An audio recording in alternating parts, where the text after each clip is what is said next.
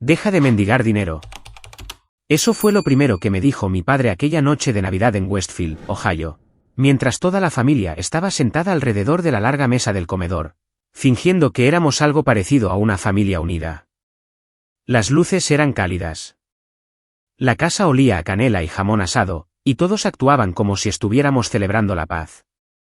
Entonces mi hermana, Bethany, se reclinó en su silla, sonrió con aire de suficiencia y añadió su parte. Dijo que era muy patético. La habitación se movió con una lenta oleada de asentimientos, un acuerdo silencioso que cayó más pesado de lo que cualquier grito podría haberlo hecho. Mamá no me miró. Su silencio se sintió como el voto final. No dije ni una palabra. No les recordé los años que los había ayudado ni los amables mensajes que les había enviado antes preguntando si recordaban el dinero que habían prometido devolver cuando las cosas mejoraran. Simplemente me quedé sentada allí, mirando a las personas a las que una vez creí pertenecer, dándome cuenta en una larga respiración que nunca me habían visto realmente como algo más que un recurso al que sentían que tenían derecho. Y lo más extraño era la calma que sentía por dentro. Era una quietud que suele llegar justo después de una tormenta, excepto que la tormenta todavía estaba ocurriendo a mi alrededor. Antes de seguir, permíteme hacer una pausa por un momento. Siempre me gusta saber qué está haciendo la gente cuando escucha historias como esta. Hace que el mundo se sienta un poco más cercano, un poco más humano. Así que, si te apetece, compártelo en los comentarios más tarde. Cuando todo esto sucedió, yo estaba sentada en esa mesa, sintiendo que el aire a mi alrededor se enfriaba aunque la casa estaba cálida. Se suponía que esa mesa de Navidad era un recordatorio de la familia. Durante años, había interpretado el papel de la hija que mantenía la calma, que conservaba la paz, que nunca exigía nada.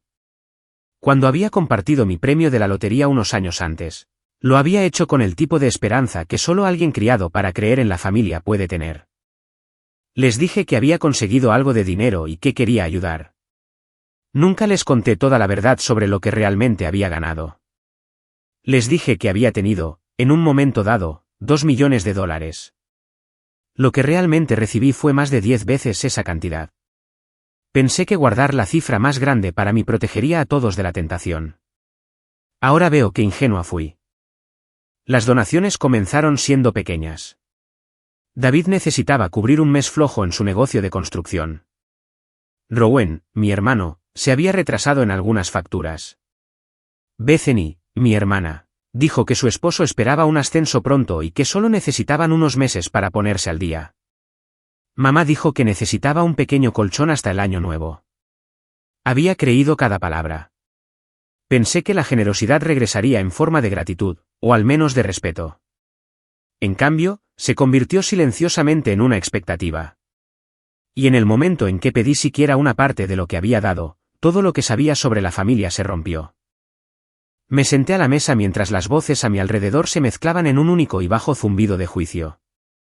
La forma en que sus ojos se desviaban de mí dejaba claro que ya habían reescrito la historia. En su versión, yo estaba pidiendo algo a lo que no tenía derecho. Yo era la ingrata, la exigente, la alborotadora. Mamá levantó su copa como si nada hubiera pasado y le pidió a alguien que le pasara los panecillos. Nadie miró en mi dirección. Podría haberme defendido. Podría haber dicho que solo había pedido una parte del dinero que les había prestado porque mi boutique en Dublín, Ohio, necesitaba inventario extra para la avalancha de Año Nuevo.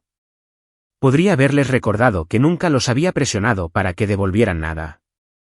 Pero algo dentro de mí se asentó en una extraña claridad. Comprendí que ninguna explicación cambiaría la forma en que me respondían. No estaban reaccionando a mis palabras. Estaban reaccionando a la idea de que finalmente había salido de los límites en los que me mantenían. Empujé mi silla hacia atrás. Las patas rasparon el suelo de madera con un sonido largo y cansado. Todas las cabezas se giraron hacia mí, no con preocupación o arrepentimiento, sino con una especie de impaciencia contenida, como si hubiera interrumpido su ritmo festivo. Salí del comedor y bajé por el pasillo lleno de fotos enmarcadas de nuestra familia a lo largo de los años. No me detuve a mirar ninguna de ellas. Cuando salí, el aire frío me golpeó la cara, agudo y honesto. Se sentía más limpio que cualquier cosa dentro de la casa. La nieve había dejado de caer unas horas antes, y las luces de la calle proyectaban suaves charcos de luz sobre la entrada de coches. Mi coche estaba allí de la misma manera que siempre lo hacía durante las fiestas, como si esperara que terminara de interpretar el papel que había practicado desde la infancia. Entré y cerré la puerta. El silencio dentro del coche se sentía como otro mundo. Tomé una larga respiración y la solté lentamente. Mis manos estaban firmes cuando cogí mi teléfono. Busqué el número que había memorizado semanas antes, no porque esperara que esa noche fuera así, sino porque una parte de mí había comenzado a prepararse para la posibilidad de que mi familia nunca me viera, como algo más que conveniente. La llamada se conectó. Al otro lado, Dorian Hall, el director del banco en Rivermark Community Bank en Columbus, respondió con su habitual voz tranquila. Le dije exactamente lo que necesitaba decir. Congela la cuenta. Final 21. Esas eran las palabras que había acordado con él de antemano. Un código de seguridad y una frase de comando que detendría toda actividad relacionada con los permisos compartidos que una vez le había dado a mi padre. Un paso atrás limpio, un límite que nadie en esa casa esperaba que yo pusiera. Dorian repitió mi instrucción con el mismo tono profesional que siempre usaba. No preguntó por qué. No lo necesitaba. Me dijo que estaba hecho y me deseó una noche segura. Colgué. Por un momento, me quedé sentada allí con mi teléfono en el regazo, mirando la calle tranquila. La brisa empujó algunos copos sueltos sobre el parabrisas, y el mundo pareció detenerse. Pensé que sentiría una oleada de algo intenso, ira, o triunfo, o tristeza. En cambio, no sentí nada más que la profunda simplicidad de una puerta cerrándose detrás de mí. Una puerta que había mantenido abierta por costumbre, no por amor. Dentro de la casa, podía oír voces fuertes a través de las paredes, sillas raspando. Mi hermana dijo algo cortante. Papá se quejó. El ruido creció como una ola. Me pregunté cuánto tiempo tardarían en darse cuenta de que la red de seguridad en la que se habían apoyado ya no estaba debajo de ellos. Y me pregunté si alguno de ellos se detendría a preguntarse cómo habíamos llegado a ese momento. Pero la verdad es que ya lo sabía. La gente rara vez cuestiona la comodidad que obtiene de otra persona. Solo cuestionan el momento en que esa comodidad desaparece. Giré la llave en el contacto y dejé que el motor se calentara. Por primera vez esa noche, me permití sentir el más mínimo temblor de dolor. No por el dinero ni por la humillación delante de la familia, sino por la versión de mí misma que había creído que la amabilidad siempre lleva a la cercanía, que la lealtad sería correspondida, que la familia honraría lo que prometieron. Al salir de la entrada de coches, no miré hacia la casa. Conduje lentamente por las calles del vecindario que habían rodeado mi infancia. Pasé por el buzón que ayudé a pintar cuando tenía 7 años, el árbol al que solía trepar con Rowan, la esquina donde esperaba el autobús escolar. Tantas piezas de una vida que me hicieron quien era. Sin embargo, ninguno de esos recuerdos me siguió cuando giré hacia la carretera principal. Pensé en la boutique que había construido desde cero, los estantes esperando ser reabastecidos, los clientes que habían comenzado a reconocer mi cara, el silencioso orgullo que sentía cada mañana al abrir la puerta y saber que la vida que estaba construyendo era mía, no prestada, no dependiente, no moldeada por la aprobación de nadie más. Esa noche marcó el fin de algo a lo que me había aferrado mucho más tiempo de lo que debería. Un guión sobre una familia que ya no encajaba con quien me había convertido. Y mientras conducía en la tranquila noche de diciembre, pude sentir el comienzo de algo más tomando forma dentro de mí. Una historia que ya no trataba sobre ser la hija que se mantenía pequeña. Una historia sobre reclamar lo que nunca debería haber sido tomado. No sabía entonces hasta dónde llegaría esto. No sabía cuántas mentiras se desentrañarían ni cuán rápido se ampliarían las fracturas en mi familia. Todo lo que sabía era que en el momento en que mi padre me llamó patética, en el momento en que mi hermana sonrió con aire de suficiencia y todos asintieron, algo en mí finalmente se liberó. Y ese fue el momento en que dejé de tener miedo de lo que podría perder y comencé a prestar atención a lo que todavía tenía el poder de reconstruir. Seguí conduciendo, dejando que la noche tranquila se asentara a mi alrededor como una manta que finalmente me permitían echar sobre mis propios hombros. El camino por delante estaba oscuro, abierto y honesto, nada como el abarrotado comedor del que acababa de salir. Durante un largo trecho, mantuve mis ojos en las líneas desvanecidas de la autopista, dejando que el aire dentro del coche permaneciera quieto y fresco. Pero finalmente, mi mente divagó hacia atrás, no a la cena ni a la llamada al banco, sino al año en que todo comenzó a cambiar bajo mis pies. Fue en 2019, el año en que pensé que la fortuna me había elegido para algo bueno. Había estado trabajando muchas horas en aquel entonces, haciendo malabares con turnos a tiempo parcial y pedidos como autónoma, tratando de armar algo lo suficientemente estable como para sostenerme. Recuerdo despertarme una mañana con dolor de cabeza por falta de sueño y una factura vencida en la mesa de mi cocina. Compré un billete de lotería por capricho en una gasolinera en Columbus porque el empleado bromeó diciendo que el premio gordo se había vuelto ridículo. Casi tiro el billete en mi guantera y me olvido de él. Pero a la mañana siguiente, cuando revisé los números, sentí el tipo de conmoción que te hace sentarte sin querer. 10,8 millones de dólares.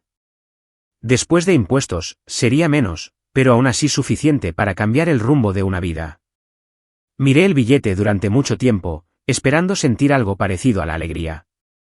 Llegó en pequeñas oleadas, luego miedo, luego esperanza. Al principio no se lo dije a nadie. Ni a mis amigos, ni a mis compañeros de trabajo, ciertamente no a mi familia. Quería pensar, respirar, dejar que la idea se asentara antes de dejar que se convirtiera en realidad. Durante 2 días, caminé con ese secreto en mi bolsillo, sintiéndome a la vez elevada e inestable, como si el mundo se hubiera convertido de repente en una lámina de vidrio más delgada bajo mis pies. Al tercer día, concerté una cita, firmé papeles y observé a un extraño al otro lado de un escritorio felicitarme con una sonrisa que no llegaba del todo a sus ojos. Todavía no parecía real. El dinero tan grande no se siente como algo que posees, se siente como algo que tomas prestado de la suerte que decide mirar en tu dirección. Conduje a Westfield una semana después para contárselo a mi familia. Ensayé una docena de discursos en el coche, pero cuando entré por la puerta principal, mamá me abrazó tan fuerte que todo dentro de mí se ablandó. Papá estaba sentado en la mesa de la cocina con una pila de papeles y una mirada cansada. Rowan estaba ayudando a arreglar la bisagra de una puerta. Bethany acababa de pasar para devolver una olla de cocción lenta. La habitación se sentía llena pero familiar. Pensé que ese era el momento adecuado. Los senté y les expliqué que había sucedido algo inesperado. Les dije que había conseguido un poco más de 1,2 millones de dólares y que quería ayudar a que todos respiráramos un poco más tranquilos. No dije 10,8 millones de dólares. No mencioné el resto. Me dije a mí misma que era porque quería mantener las cosas simples, que no quería llamar la atención ni provocar celos o preocupaciones. Pero la verdad era un poco más profunda. Quería dar sin arruinar el equilibrio de lo que se suponía que éramos el uno para el otro. Mamá lloró casi de inmediato.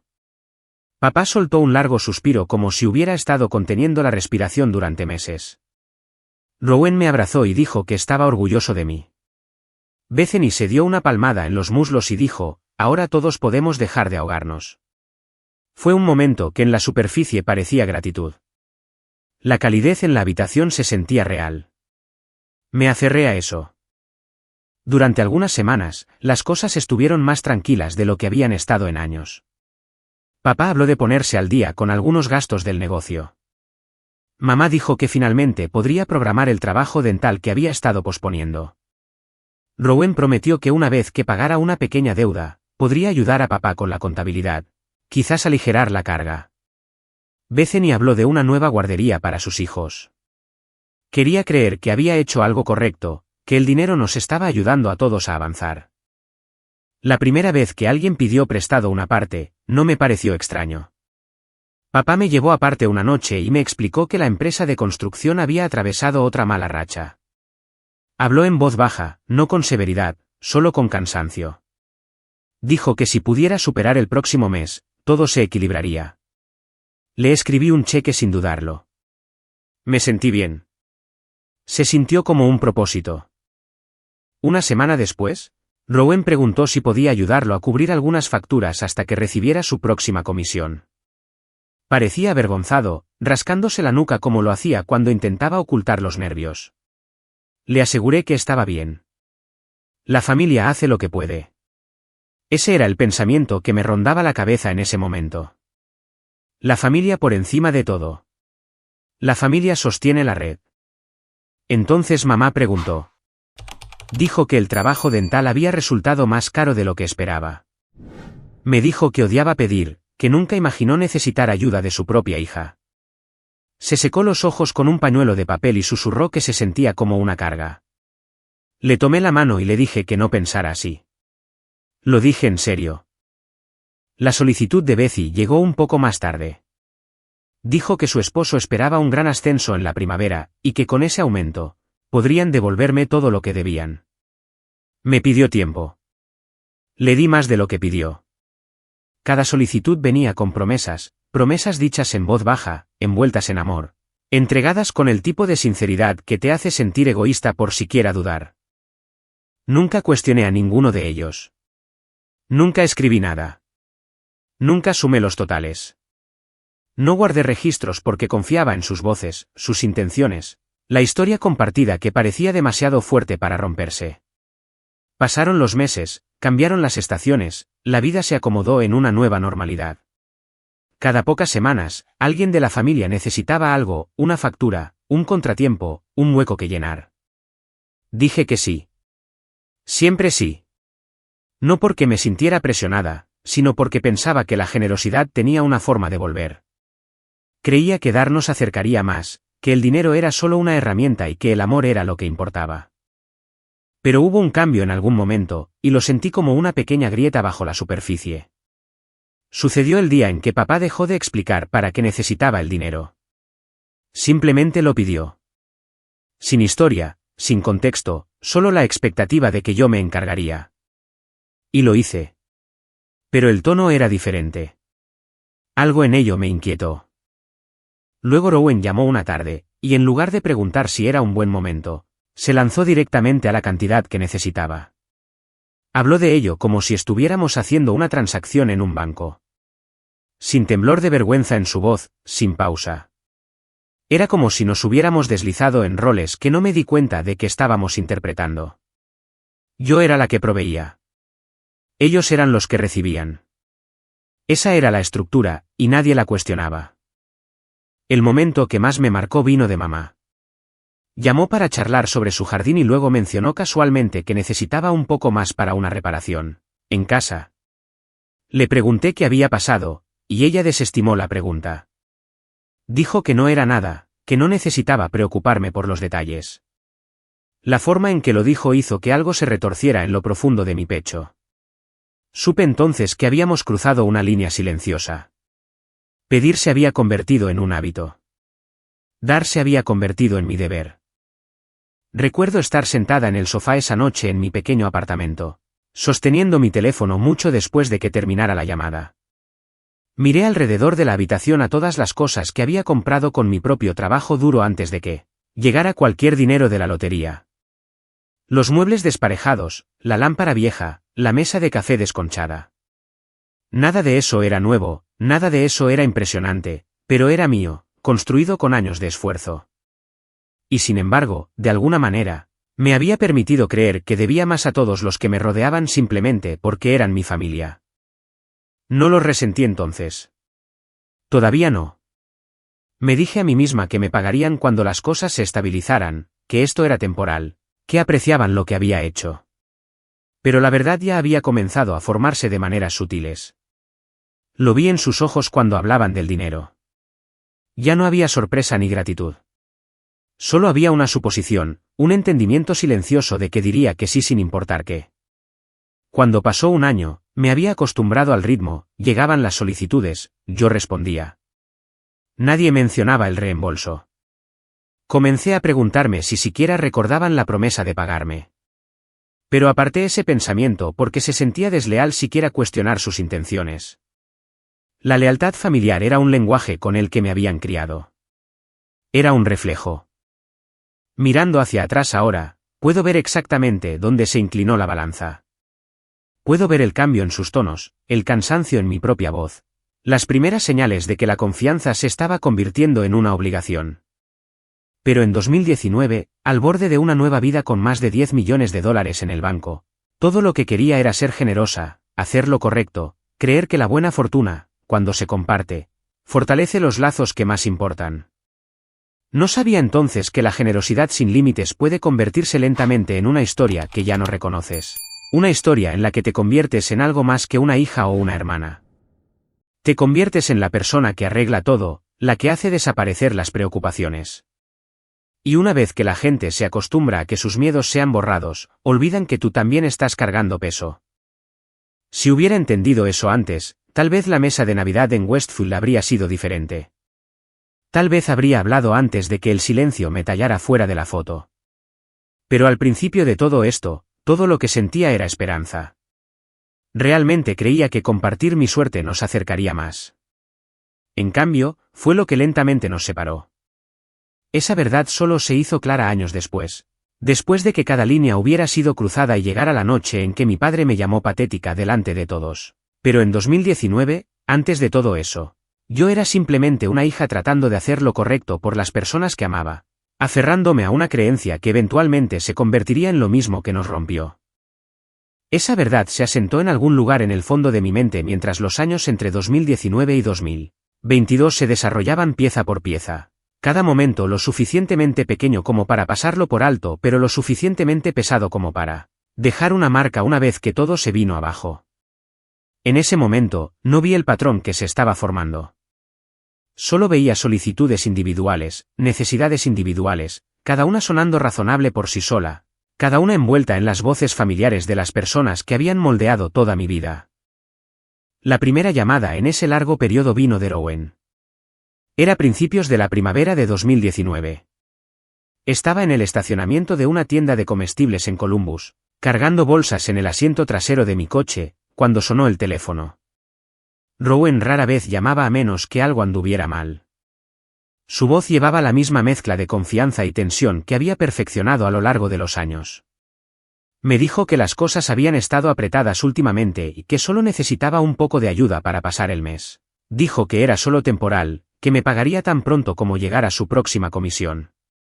Le creí.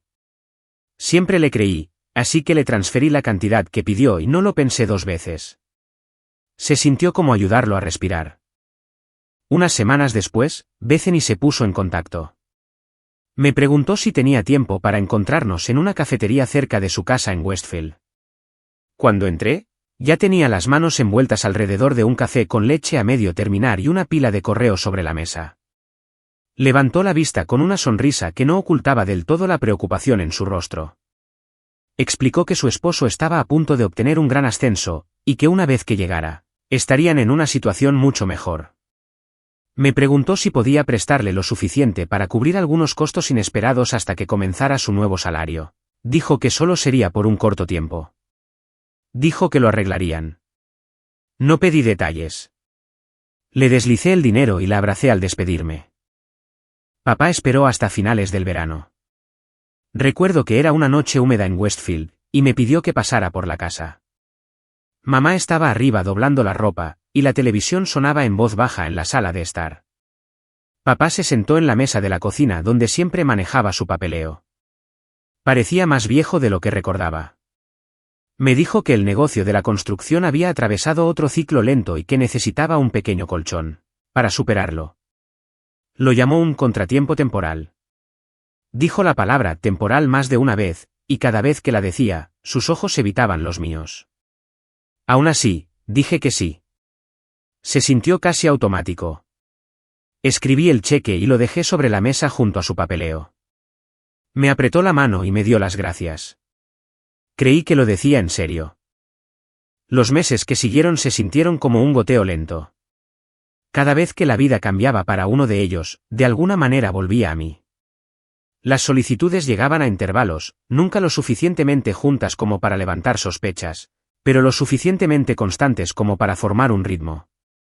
Rowan necesitaba arreglar su coche antes de un viaje de trabajo. Bethany tenía una factura médica que su seguro no cubría por completo. Mamá dijo que el calentador de agua hacía ruidos extraños y que le preocupaba que pudiera romperse. Papá dijo que un proveedor había retrasado un pago y eso lo había retrasado de nuevo. Y cada vez, sin dudarlo, intervenía. Mirando hacia atrás, puedo ver cómo mi propio silencio jugó un papel en la estructura que se formó a mi alrededor.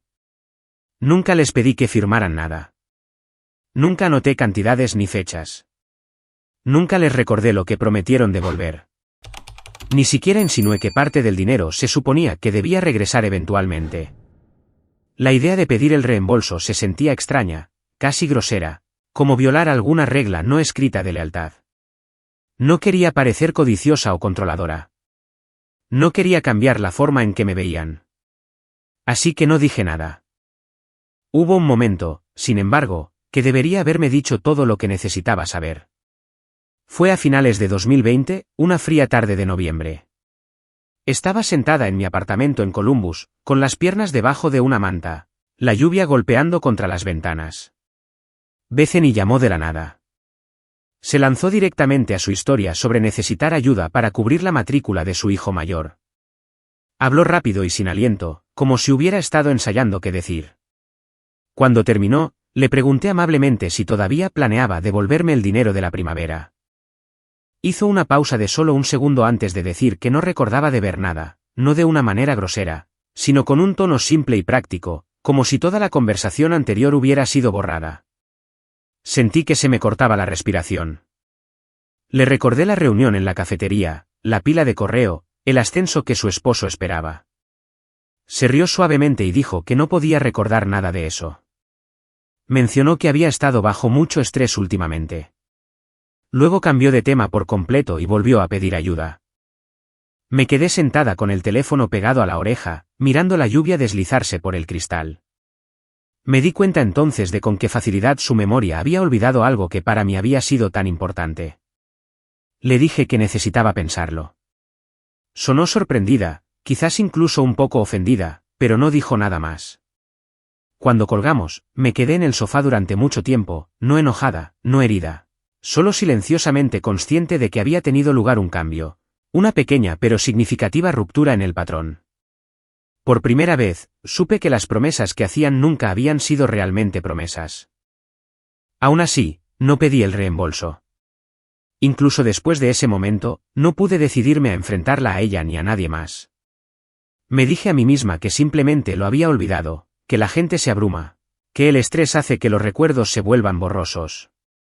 Elegí explicaciones que preservaban la idea en la que quería creer, la idea de que mi familia no se estaba aprovechando de mí, que la generosidad que ofrecía todavía significaba algo para ellos. Cuando papá volvió a pedir ayuda unos meses después, su tono fue más directo. Me habló como si estuviera hablando con un contable. Enumeró la cantidad que necesitaba y la fecha en que la necesitaba. No había ninguna historia adjunta, ninguna expresión de culpa o gratitud. Solo la expectativa de que yo entendería y cumpliría. Le dije que haría lo que pudiera, y lo hice. Después, me senté en mi coche en la entrada durante casi 10 minutos tratando de entender por qué el cambio en su tono me molestaba. Pero luego aparté el pensamiento y volví a entrar, diciéndome a mí misma que no hiciera las cosas más grandes de lo que eran. Mi conexión con Rowan siguió un camino similar. Solía preguntarme cómo estaba, preguntar por mi trabajo, contarme sobre su semana. Gradualmente, esas conversaciones se desvanecieron. En su lugar, me enviaba breves mensajes preguntando si tenía tiempo para mover dinero para él. Un día llamó pidiendo ayuda para cubrir un depósito que necesitaba para una inversión empresarial. Me habló en el mismo tono que papá había usado, firme, expectante. No dejaba espacio para que yo dijera que no. Transferí la cantidad y le deseé suerte. No dijo gracias. Fue entonces cuando me di cuenta de que el gracias había estado ausente durante algún tiempo. Había una parte de mí que todavía se sentía orgullosa de poder ayudar. El dinero parecía una oportunidad para levantarnos a todos. Nunca imaginé que se torcería en algo más. Cuanto más ofrecía, menos parecía ser vista como una hija o una hermana. En cambio, me convertí en la persona que arreglaba los huecos, que resolvía los problemas, que hacía desaparecer las emergencias. Dar me había hecho sentir conectada una vez, pero finalmente, me hizo sentir invisible. Para 2022, las solicitudes se habían vuelto predecibles. Había patrones en el momento, patrones en el tono, patrones en la forma en que nadie preguntaba cómo estaba yo o si ayudarlos me ponía en riesgo. Asumían que tenía recursos y disposición ilimitados. Y como nunca había corregido esa suposición, seguía creciendo. Luego llegó el momento que nunca pude olvidar. Fue una tarde de mediados de verano. El calor era espeso y pesado, y había conducido a Westfield para asistir a una pequeña barbacoa familiar que mamá había planeado. La gente entraba y salía de la cocina. El olor a maíz a la parrilla flotaba en el aire. Entré en la sala de estar para dejar mi bolso en el sofá y escuché a papá hablando con un vecino. Mencionó que era útil tener fondos extra disponibles de vez en cuando y que su hija hacía lo que podía. El vecino dijo algo cortés en respuesta. David respondió con una pequeña risa y las palabras que se asentaron en mi pecho como una piedra. Dijo que para eso estaban los hijos. Me quedé allí congelada por un momento, no porque las palabras fueran duras, sino porque fueron dichas con tanta naturalidad, como si yo fuera simplemente un recurso integrado en la estructura de su vida. No una persona, no una hija, una función, una conveniencia. No lo enfrenté. No me fui. Simplemente volví a la cocina y ayudé a mamá a llevar un tazón de ensalada afuera. Quizás ese fue el verdadero punto de inflexión. Quizás ese fue el momento en que la verdad finalmente tomó forma. Pero incluso entonces, incluso con todas las señales alineadas frente a mí, todavía no pedí que me devolvieran nada. Todavía dejé intacta cada promesa no dicha. Se sentía más fácil mantener la paz que reconocer lo que realmente estaba sucediendo. Se sentía más fácil vivir dentro de la versión de la historia donde mi generosidad todavía significaba algo, para ellos. Me aferré a esa versión más tiempo de lo que debería, hasta el año en que abrí mi boutique y finalmente necesité algo de ellos. Solo entonces todo lo que había ignorado salió a la superficie. Solo entonces comprendí que las promesas que hicieron nunca fueron promesas diseñadas para ser cumplidas. Eran solo palabras que hacían más fácil pedir. Si hubiera estado dispuesta a verlo antes, quizás podría haberme protegido. Pero en ese momento, los amaba, y amarlos significaba confiar en sus intenciones más que en mis propios instintos inquietos. Esa lealtad se sentía como lo correcto a lo que aferrarse. Todavía no sabía que también sería lo que haría que los próximos años se desmoronaran de maneras que nunca esperé. Esa verdad permaneció silenciosa en mí mientras 2022 se desvanecía en 2023, y finalmente me permití imaginar una vida que no girara en torno a intervenir por todos los demás.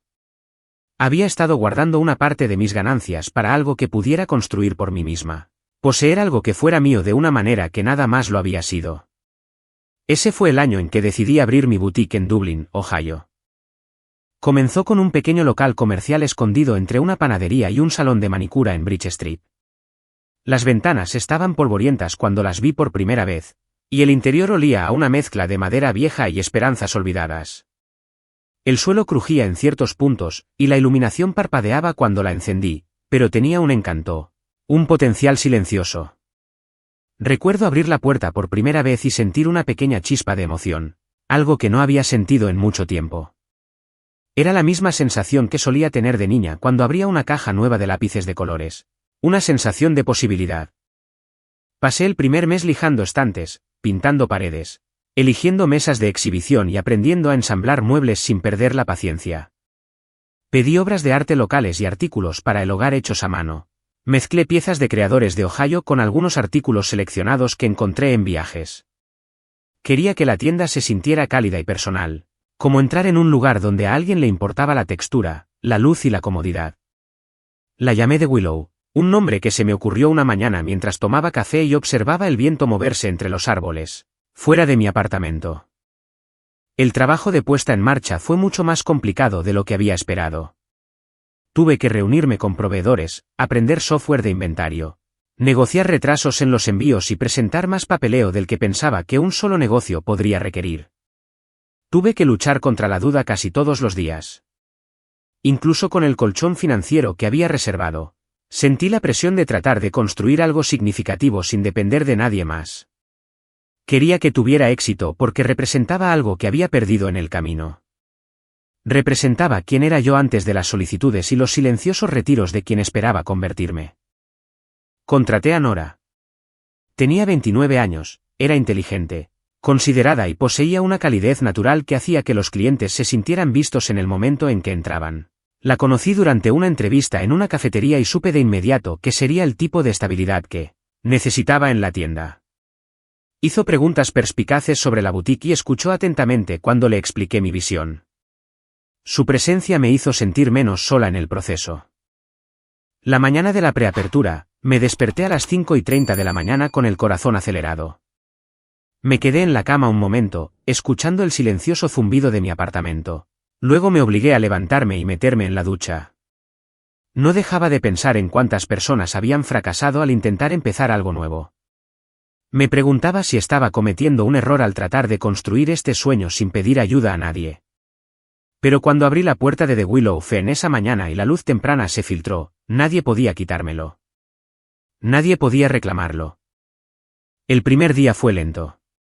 Algunas personas curiosas entraron desde la panadería de al lado. Un par de estudiantes universitarios miraron las velas durante un rato. Una madre y una hija pasaron y elogiaron las obras de arte, pero se fueron sin comprar. Traté de recordarme a mí misma que los días lentos eran normales, que los negocios crecían en pasos, no en saltos. Pero al final de la semana, mi confianza había recibido varios golpes. El tráfico de personas era inconsistente. Las publicaciones en redes sociales se perdían en el ruido. El inventario era caro. Cada noche, llegaba a casa agotada, preguntándome si había cometido un error.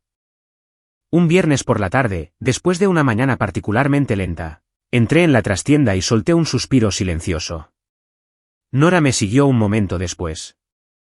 Se apoyó en el mostrador y estudió mi rostro de la manera en que alguien lo hace cuando está tratando de medir cuán honesto puede permitirse ser. Sabes, dijo suavemente, así es como empiezan todas las buenas tiendas. Un goteo antes de una corriente constante. La gente necesita tiempo para familiarizarse. Dales tiempo. Su confianza en mi tienda casi me desequilibró. No esperaba que una extraña me viera con más fe de la que mi propia familia jamás había tenido. Por un momento, me quedé allí, dejando que sus palabras se asentaran en el aire entre nosotras. Me recordó que el apoyo no siempre viene de las personas que esperas. A veces viene de aquellos que entran por la puerta en el momento exacto. Seguí trabajando. Cada día abría la puerta. Cada día reorganizaba las exhibiciones, actualizaba las hojas de cálculo, respondía a los mensajes y trataba de encontrar formas de dar nueva vida al espacio. El trabajo me anclaba. Se sentía más limpio que los complicados intercambios con mi familia. Cuando estaba en esa tienda, rodeada de estantes que yo misma había lijado y el aroma de las velas que había elegido con intención, me sentía más cerca de la versión de mí misma que había olvidado. Incluso cuando las cosas estaban apretadas financieramente, me negué a usar el dinero que le había dado a mi familia. Me dije a mí misma que la boutique tenía que valerse por sí misma, al igual que yo lo necesitaba. Si alguna vez iba a entender de lo que era capaz, no podía construirse sobre terreno prestado. Seguí recurriendo a la parte de mis ganancias de la lotería que había guardado para mí, siempre con cuidado de mantener esa separación clara. No había pedido ni un solo dólar de vuelta a mi familia, y todavía no planeaba hacerlo. No entonces. Para el otoño, The Willow Fern comenzó a ver un cambio. Los clientes regresaron. Otros nuevos nos encontraron. Un bloguero local escribió un pequeño artículo sobre las piezas hechas a mano y el ambiente acogedor. Un sábado de octubre, la tienda estaba tan llena que apenas podía moverme detrás del mostrador. Vi un atisbo de mi reflejo en el escaparate, sonriendo de una manera que no había visto desde antes de 2019. Fue un momento silencioso pero poderoso. Mi tienda estaba viva. La gente quería estar allí. Estaba funcionando. Pero el éxito tiene una forma de mostrarte la siguiente brecha. Cuantos más clientes entraban, más inventario necesitaba. Cuanto más inventario, más costos iniciales. Los números no eran alarmantes, pero decían una verdad clara: para seguir creciendo a este ritmo, necesitaba un flujo de capital de trabajo más constante. Nada enorme, solo lo suficiente para comprar en lotes más grandes y mantener los márgenes saludables. Por primera vez desde que abrí la tienda, sentí el peso del dinero que había invertido en mi familia. Sabía cuánto les había dado. Aunque nunca escribí nada, llevaba esas cantidades en el fondo de mi mente como muescas silenciosas en el tronco de un árbol. Pensé brevemente en todos los cheques que había escrito y todas las transferencias que había enviado. No con amargura, Solo con el reconocimiento repentino de que había una diferencia entre elegir ayudar y que se esperara que lo hiciera. Cerré el portátil y me recliné en mi silla. Las luces de la boutique estaban tenues, proyectando sombras suaves contra los estantes. Era pacífico. Era mío. Pero necesitaba más que esperanza para seguir adelante. Necesitaba estabilidad. Necesitaba planificación. Necesitaba el tipo de base que había pasado años repartiendo una solicitud a la vez.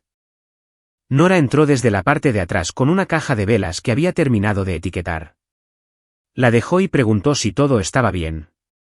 Le dije la verdad en la versión más simple, la tienda con la demanda. Ella asintió y dijo algo que me sorprendió por su claridad. Me dijo que las personas con visión creativa a menudo subestiman cuánto apoyo necesitan hasta el momento en que no pueden avanzar sin él. Su palabra. Traté de imaginar cómo sería pedirle a mi familia ese tipo de apoyo. No dinero, solo esfuerzo, aliento, creencia. Luego me di cuenta de que nunca había experimentado eso de ellos de manera consistente. Esa noche, me quedé despierta pensando en todo lo que había construido y todo lo que todavía necesitaba. La tienda no estaba fracasando, estaba floreciendo. Pero necesitaba agua, y yo necesitaba decidir de dónde vendría esa agua. Todavía no quería cruzar la línea de pedir el dinero de vuelta. Todavía no. No cuando había elegido creer que mis regalos eran incondicionales. Pero una parte de mí, la parte que se había vuelto más firme desde que abrí esta tienda, comenzó a preguntarse si realmente estaba tan mal esperar algo a cambio. Después de todo este tiempo, volví a apartar el pensamiento. De la misma manera que había apartado cada verdad incómoda antes. Era más fácil quedarse dormida creyendo que la tienda eventualmente encontraría su propia estabilidad. Aún así, la conciencia estaba allí, una semilla plantada silenciosamente en el fondo de mi mente, un reconocimiento de que por primera vez en años, mi futuro estaba ligado a algo que estaba construyendo en lugar de algo que estaba regalando. The Willow Fern tenía potencial real. Pero el potencial no podía crecer sin alimento. Estaba empezando a entender que la pregunta no era si mi familia me debía algo. La verdadera pregunta era cuánto tiempo podría seguir vertiendo de un pozo que ellos nunca habían ayudado a rellenar. Cerré los ojos con ese pensamiento persistiendo como un suave zumbido. Cuando llegara la mañana, la tienda estaría esperando, y en algún lugar dentro de mí, un cambio estaba teniendo lugar que aún no estaba lista para nombrar. Me desperté a la mañana siguiente con el mismo zumbido en mi pecho, un cambio silencioso que se sentía como la primera grieta en un lago congelado. Nada dramático en la superficie, solo una línea delgada y extendida que significaba que algo por debajo finalmente se estaba moviendo.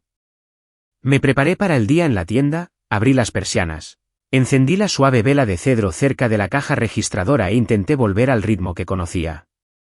Pero los números de la noche anterior se quedaron conmigo. Flotaban en los bordes de mis pensamientos mientras los clientes curioseaban, entraban y salían, mientras Nora charlaba con ellos sobre regalos navideños, mientras la campanilla de la puerta sonaba una y otra vez. A última hora de la tarde, cuando el tráfico de personas disminuyó, me quedé detrás del mostrador mirando la pequeña pila de facturas que tenía que pagar. Sentí una opresión en el pecho. No era miedo, no exactamente. Era más bien una toma de conciencia. The Willow Fern había llegado a una etapa en la que estaba creciendo demasiado rápido para el lento goteo financiero del que había estado dependiendo. Si quería mantener los estantes llenos durante el invierno y principios de la primavera, necesitaba un poco más de flexibilidad, lo suficiente para moverme con el impulso que la boutique finalmente estaba construyendo. Y fue entonces cuando el pensamiento que había apartado durante meses volvió a surgir, esta vez sin querer irse. Todo el dinero que había dado a lo largo de los años, los interminables pequeños rescates, las transferencias silenciosas, las promesas que se habían desvanecido como el humo. No era que de repente quisiera todo de vuelta. Solo necesitaba una fracción, una parte, algo para estabilizar la tienda que se estaba convirtiendo en el trabajo de mi vida. Me senté sola en el mostrador mucho después de que Nora se fuera por la noche. Miré mi teléfono como si los números en la pantalla pudieran reorganizarse en algo más fácil. En cambio, se quedaron igual. También la verdad. Por primera vez en mi vida, necesitaba ayuda. No un regalo, no una limosna, solo la devolución de una parte de mi propio dinero. Tardé 2 días en armarme de valor para enviar el primer mensaje. Fue simple. Lo mantuve educado, casi apologético: hola, mamá. Espero que las cosas vayan bien. La tienda está creciendo más rápido de lo esperado, lo cual es genial, pero estoy tratando de gestionar el inventario para la próxima temporada. Me preguntaba si tú y papá podrían devolver una pequeña parte de lo que presté a lo largo de los años. Nada urgente, solo pregunto. Debo haberlo leído 20 veces antes de presionar enviar. Mi pulgar flotó sobre la pantalla tanto tiempo que se entumeció. Cuando finalmente lo envié, la oleada de ansiedad que siguió me hizo sentir tonta. Este era mi dinero, mi propia generosidad. ¿Por qué temblaba como si hubiera hecho algo malo? Mamá respondió esa noche. Su mensaje llegó en 3 largos párrafos que no respondían a nada de lo que había preguntado. Escribió sobre el aumento del costo de los comestibles y cómo el negocio de mi padre había estado luchando esta temporada y cuán estresantes eran las fiestas. Escribió sobre sentirse abrumada. Escribió sobre esperar que entendiera cuánto apreciaban todo lo que había hecho. Lo que no escribió fue sí o no o incluso quizás. Cuando leí su mensaje, me quedé muy quieta durante varios minutos. Esperé a ver si enviaría algo más, quizás algo más directo, algo útil. Pero eso fue todo. Una nube de palabras sin estructura, sin intención, solo un suave recordatorio de que sus necesidades siempre llenaban el espacio donde mis necesidades intentaban vivir. Al día siguiente, la llamé. Sabía que enviar mensajes de texto solo invitaría a más evasivas. Respondió al segundo timbre. Su voz era demasiado alegre, como si se hubiera preparado para esta llamada. Recibí tu mensaje, cariño. He estado pensando mucho en ello. Esperé. Soltó un pequeño suspiro. Simplemente no es un buen momento. Tu padre está abrumado. Rowen ha estado luchando de nuevo, y el esposo de Betsy no obtuvo el ascenso que pensaban que conseguiría. El dinero está ajustado para todos. Ya sabes cómo es. Tragué, tratando de mantener mi voz firme. Solo necesito una pequeña parte, mamá. Ni siquiera una 10ª parte de lo que di. Solo lo suficiente para cubrir el nuevo inventario de la tienda. Dudó. Oí su respiración entrecortarse ligeramente, y luego la familiar culpa se deslizó en su voz como si hubiera estado esperando en su lengua. No entiendo por qué pedirías esto ahora. Nunca esperamos nada a cambio cuando nos ayudaste tan generosamente. Casi se siente como si nos estuvieras castigando por pasar por momentos difíciles. Castigando. La palabra sonó mal, aguda, fría. Mamá, no estoy castigando a nadie. Estoy pidiendo porque lo necesito. Sé que crees que sí, cariño, pero el dinero siempre te ha puesto ansiosa. Por eso nunca te presionamos con nada. Solo queríamos que te sintieras segura. Pedir dinero así. No es propio de ti. Me preocupa. También le preocupa a tu padre. Luego bajó la voz, suave y temblorosa. Espero que no te pase nada. Sabes que siempre puedes hablar conmigo. Cerré los ojos. Ahí estaba, la vieja táctica. Preocupación disfrazada de corrección, amor disfrazado de vergüenza. Quería gritar, pero no lo hice.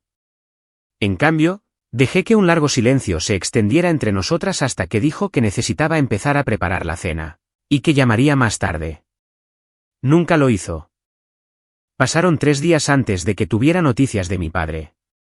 Llamó sin previo aviso. Sin hola, sin preámbulos. Fue directo al grano. Tu madre me dice que quieres que te devolvamos el dinero. ¿Es eso cierto? Agarré el teléfono y me obligué a respirar lentamente. Le expliqué lo de la tienda, la creciente demanda, la necesidad de inventario. Mantuve la voz tranquila. Le dije que no estaba exigiendo nada, solo pidiendo. Hubo una larga pausa, y luego soltó un suspiro bajo y decepcionado. Nunca pensé que escucharía esto de ti. Sonaba casi herido. Siempre fuiste la que entendía que la familia se mantiene unida. Nunca actuaste como si el dinero importara más que la lealtad. David, dije, manteniendo mi voz firme, no estoy eligiendo el dinero por encima de la lealtad. Estoy pidiendo ayuda. Sigue siendo mi dinero. Lo di con buenas intenciones, pero ahora necesito una parte. Chasqueó la lengua con decepción, un sonido que reconocí de la infancia, un sonido que usaba cuando me equivocaba en algo que él creía que debería haber dominado. Pedir que te devuelvan el dinero, dijo lentamente, es lo mismo que anunciar que todo lo que hiciste fue condicional. ¿Qué dice eso de ti? ¿Qué dice eso de tu corazón? Algo dentro de mí se rompió entonces, no ruidosamente, sino como una fractura fina que cambia toda la estructura debajo de ella. Me di cuenta de que él nunca había visto lo que hice por ellos como generosidad. Lo veía como una obligación, un papel que se suponía que debía desempeñar sin cuestionar. Terminé la llamada antes de que pudiera decir algo más porque sentí que mi voz comenzaba a temblar. Fui a la tienda ese día con una pesadez en el pecho que no podía quitarme de encima. Reorganicé las exhibiciones sin verlas realmente. Respondí a las preguntas de los clientes automáticamente. Y cuando Nora preguntó si todo estaba bien, mentí y dije que solo estaba cansada. Esa noche, acostada en mi cama, mirando al techo, la verdad finalmente salió a la superficie con una claridad inconfundible. En el momento en que pedí algo, incluso una pequeña parte de lo que había dado, dejé de ser quien ellos necesitaban que fuera. Rompí el guión. Salí del papel de la donante confiable, la estable, la hija silenciosa que nunca alteraba el equilibrio. Al pedir mi propio dinero, había cometido una especie de traición a sus ojos. Pero había una capa más. Se acercaba la Navidad, y a pesar de todo, sabía que necesitaba decírselo a la cara. No a través de mensajes, no a través de llamadas. En persona. Necesitaba que vieran que no me avergonzaba de pedir algo que me pertenecía. Necesitaba mirarlos y decir la verdad sin dejar que la culpa torciera mi voz. Así que tomé la decisión. Iría a la cena de Navidad. Me sentaría en esa mesa. Me recordaría a mí misma que tenía derecho a mi propia voz, incluso si querían ahogarla. Los días previos a la Navidad se sintieron más fríos de lo habitual. El cielo sobre Dublín permaneció gris y bajo. Los clientes entraban con los brazos llenos de bolsas de compras y susurraban sobre los pronósticos del tiempo. Envolví velas y bufandas y pequeños platos de cerámica, todo mientras llevaba la silenciosa conciencia de que algo irreversible se acercaba. 2 noches antes de Navidad, mientras cerraba la tienda, vi mi reflejo en el escaparate. Parecía más vieja de alguna manera, no desgastada, sino afilada, como alguien que finalmente había dejado de buscar permiso para existir. Apagué las luces, cerré la puerta y salí al frío, sabiendo que pasara lo que pasara en esa mesa de Navidad, no sería la misma persona al entrar. Tampoco sería la misma persona al salir. Ese pensamiento me siguió hasta la entrada de coches después de la cena de Navidad, todavía resonando en mis oídos mientras salía al frío aire de Ohio. Sentí el peso de cada palabra que me habían lanzado, las miradas, el silencio, la opresión en mi garganta que me negué a mostrar. Pero mis manos estaban firmes cuando metí la mano en el bolsillo de mi abrigo y saqué mi teléfono. El motor de mi coche hizo un suave clic en la noche silenciosa. Me senté dentro, cerré la puerta y dejé que el silencio me envolviera como una delgada lámina de vidrio. Inhalé una vez, lenta y profundamente, luego presioné el contacto en la parte superior de mis llamadas recientes. El teléfono sonó solo una vez antes de que respondiera. El director de mi banco habló con el mismo tono tranquilo que siempre usaba, como si fuera cualquier otra conversación de un día de semana. Preguntó si todo estaba bien. Le dije mi nombre, verifiqué mi identidad y pronuncié las palabras que habían estado en mi pecho durante semanas, esperando su momento. Dije, congela la cuenta. Final 21. Hubo una breve pausa de su parte, solo el sonido de dedos tecleando. Luego confirmó la solicitud en frases claras y medidas. Explicó que la congelación entraría en vigor de inmediato y que cualquier tarjeta vinculada o retiro automático, conectado a la cuenta, sería deshabilitado temporalmente. No hubo jerga técnica, ni idas y venidas complicadas. Solo una simple confirmación de que el cordón había sido cortado. Cuando la llamada terminó, el silencio dentro del coche se sintió diferente. No vacío, no aliviado, más bien como el sonido de la nieve cayendo. Suave, frío, final. Arranqué el motor. Los faros iluminaron la delgada capa de hielo en los bordes de la entrada de coches. Dentro de la casa detrás de mí, podía escuchar ecos débiles de voces, risas, sillas moviéndose. Alguien cerrando un armario. El mundo del que había salido continuaba sin perder el ritmo. A mitad de la calle, mi teléfono vibró, luego vibró una y otra vez. No miré. Todavía no. Conduje de regreso hacia Dublín en una línea lenta y constante, el zumbido de los neumáticos contra el asfalto calmando mi pulso. Las luces de Navidad a lo largo de las casas se desenfocaban en los bordes de mi visión, pequeñas explosiones de color contra la oscuridad. Las familias dentro de esas casas probablemente estaban sentadas juntas, compartiendo pastel, abriendo regalos, contando historias. Me pregunté brevemente si entendían cuán frágiles eran esos momentos, como la más pequeña grieta podía cambiarlo todo. Para cuando llegué a la autopista, mi teléfono había vibrado más de 10 veces. Ignoré cada vibración. Sabía lo que estaba sucediendo sin ver un solo mensaje. La tarjeta de alguien ya había sido rechazada. Imaginé la escena desarrollándose en tiempo real, mi hermana, Bethany, intentando hacer un pedido en línea de algún artículo innecesario que no necesitaba, la tarjeta parpadeando en rojo en la pantalla. Rowan, quizás papá, intentando transferir fondos para otra de sus soluciones a corto plazo. El bloqueo repentino. La confusión convirtiéndose en irritación, la irritación convirtiéndose en acusación. Ninguno de ellos asumiría que el banco había cometido un error. Sabrían de inmediato de dónde venía la congelación. Y por eso exactamente no revisé mi teléfono. No quería ver sus reacciones.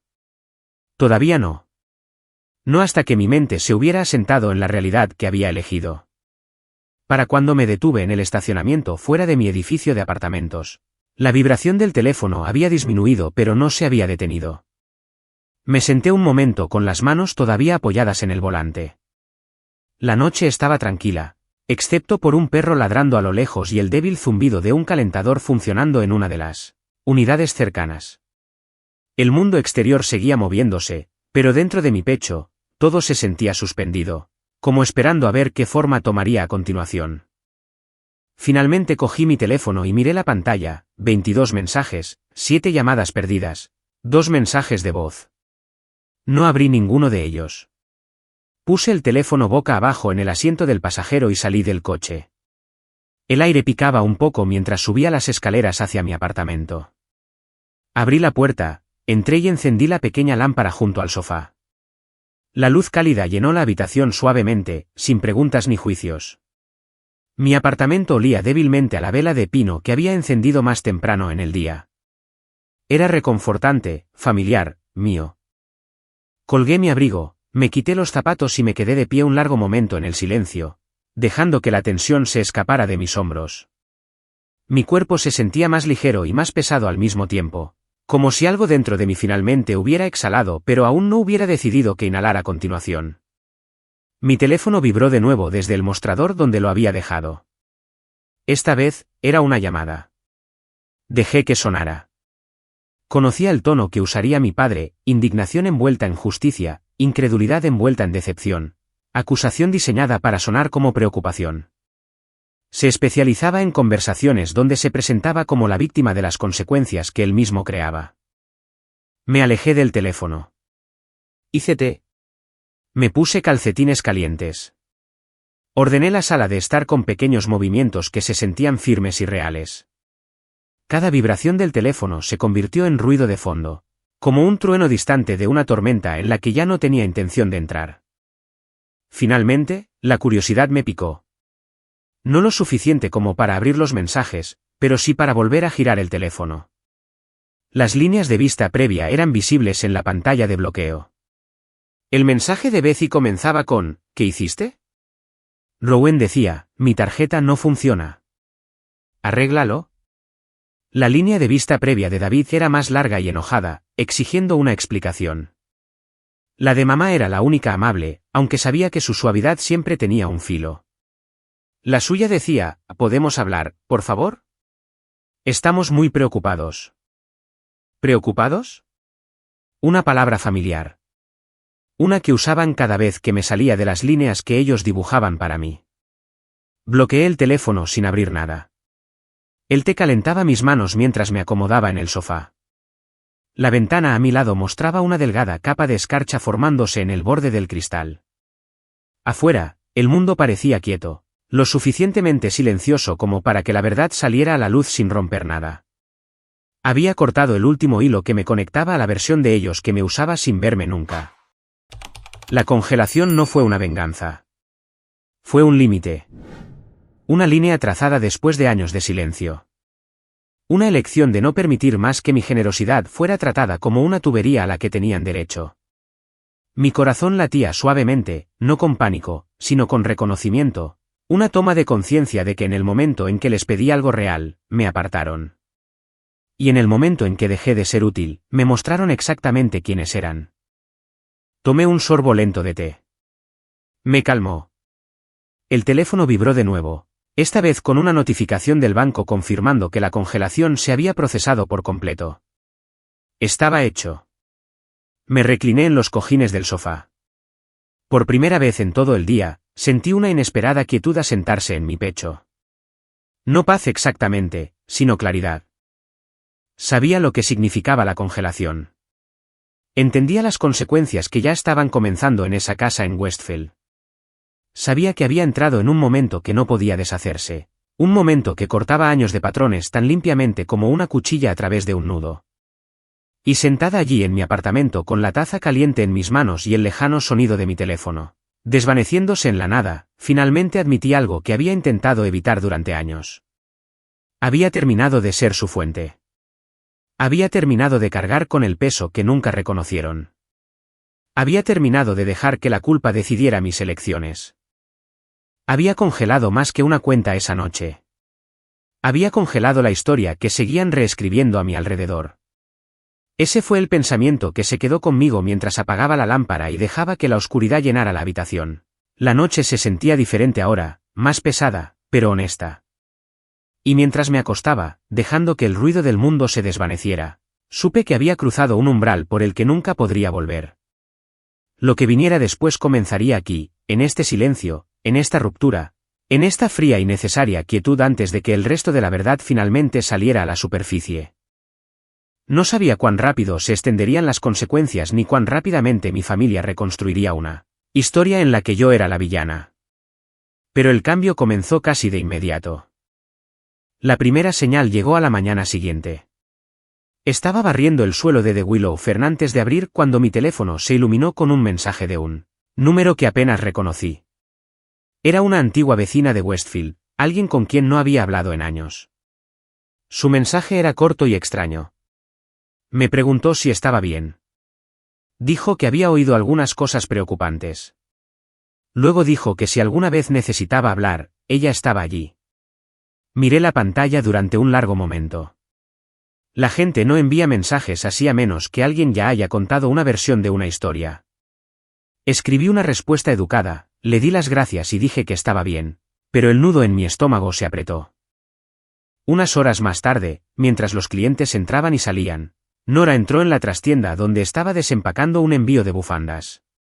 Tenía una mirada vacilante en su rostro, del tipo que la gente pone cuando está decidiendo si contarte algo o evitar herir tus sentimientos. Dijo que alguien que conocía de la iglesia, una mujer llamada Lena que vivía en Westfield, había mencionado mi nombre esa mañana. La mirada en los ojos de Nora me lo dijo todo antes de que siquiera hablara. Me preparé. Nora dijo que no sabía cuán cierto era todo, pero Lena dijo que mi familia estaba pasando por un momento difícil porque los había cortado financieramente. Lena dijo que mi padre había sido herido profundamente después de todo lo que había hecho por mí. Dijo que había cambiado desde que abrí la boutique y que el dinero se me había subido a la cabeza. Me quedé helada por un momento, luego le pregunté a Nora si eso era todo. Dudó. Luego añadió que Lena había dicho que me había vuelto fría y egoísta, que había abandonado a las personas que me criaron, que me había negado a ayudarlos, aunque tenía más que suficiente. Me senté lentamente en el taburete detrás de mí. La habitación se sentía más pequeña, como si el aire se hubiera espesado. Le pregunté a Nora qué le había dicho a Lena. Dijo que no le dijo nada. Simplemente cambió de tema. Dijo que no se creía ni una palabra. Dijo que me conocía. Pero el hecho de que lo hubiera oído significaba que la historia ya había salido de la casa. Había llegado a las aceras de Westfield. Había llegado a los estacionamientos. Había llegado a los pasillos de las tiendas de comestibles. Y ahora había llegado a mi tienda. Esa noche, después de cerrar, volví a revisar mi teléfono. Había más mensajes, algunos de conocidos que apenas recordaba. Algunos preguntaban si todo estaba bien. Algunos rondaban los bordes del chisme. Uno simplemente decía, tu familia debe estar muy dolida. Dejé el teléfono y fui a la cocina. Abrí el refrigerador, miré los estantes, lo cerré de nuevo sin coger nada. Me temblaban las manos. No por miedo, no por ira, por reconocimiento. Sabía exactamente lo que estaba pasando. Mi familia estaba reescribiendo la historia. Estaban convirtiendo mi límite en traición. Estaban convirtiendo mi silencio en arrogancia. Estaban convirtiendo mi congelación en crueldad. Y lo estaban haciendo con la misma facilidad con la que una vez me habían pedido dinero. Me senté en el sofá y dejé que la verdad se asentara como el polvo en un rayo de sol. Durante años, me habían necesitado solo en las formas que los beneficiaban. Ahora que ya no cumplía ese papel, necesitaban algo más de mí. Necesitaban una historia que tuviera sentido para ellos, una historia en la que ellos fueran buenos, leales, merecedores, y yo fuera el problema. A la tarde siguiente, mientras arreglaba velas cerca de la ventana delantera, escuché un suave golpe en el cristal. Levanté la vista y vi a Lidia, una de mis clientas habituales, de pie afuera con la bufanda ajustada al cuello. Tenía unos 60 años, era amable, considerada. Una de esas mujeres que siempre preguntaba cómo estaba y esperaba una respuesta real. Abrí la puerta y la dejé entrar. Se demoró en el mostrador más de lo habitual después de pagar un juego de tazas. Luego se aclaró la garganta y dijo que esperaba no estar entrometiéndose, pero que había oído algo más temprano ese día que no le había gustado. Dijo que se había encontrado con un hombre en el estacionamiento de la ferretería, alguien que conocía a mi familia. Él había dicho que se sentía mal por mis padres, que me había vuelto impredecible, que había cortado lazos con ellos de la nada. Dijo que estaba actuando de manera extraña. Dijo que quizás estaba luchando mentalmente y no me daba cuenta. Sentí que algo dentro de mí se quedaba muy quieto. Lidia me miró con amabilidad, con los ojos firmes. Dijo que no se creía esa versión ni por un segundo. Dijo que nada en mí había sugerido nunca inestabilidad o impulsividad. Dijo que yo era centrada, considerada e intencional. Dijo que había conocido a suficientes personas en crisis como para saber que yo no era una de ellas. Sus palabras no borraron la punzada, pero me anclaron. Le di las gracias en voz baja. Me tocó el brazo antes de irse y me dijo que esperaba que no dejara que las historias de otras personas se convirtieran en mi verdad. Después de que se fue, cerré la puerta principal con llave aunque todavía era de día.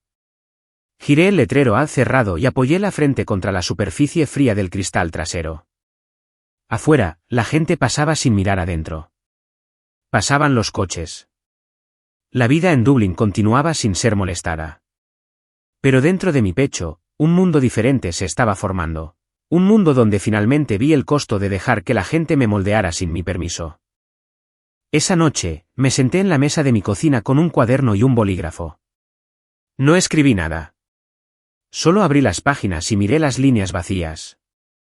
Pensé en los años de dar, los años de silencio, los años de entrar en las versiones de mí misma que ellos preferían, las versiones que no exigían nada, no cuestionaban nada, no querían nada.